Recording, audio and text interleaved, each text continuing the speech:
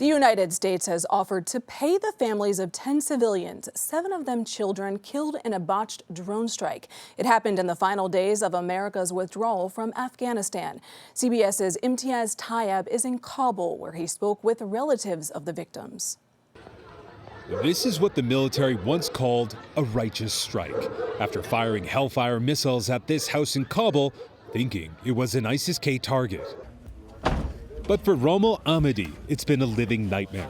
The Predator drone that targeted his brother Zamarai on August the 29th killed him and 9 others, mostly children, including 2 of Ahmadi's own sons and his baby daughter.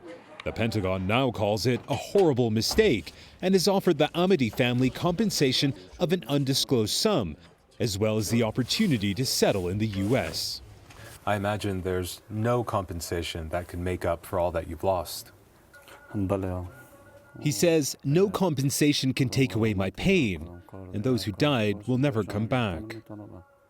As Ahmadi shows us photos of his children, Arween, Binyamin, and little Ayat, who were killed in the strike, his uncle Muhammad Nassim couldn't hold back his tears, saying, "I feel very sad, especially when I see their pictures.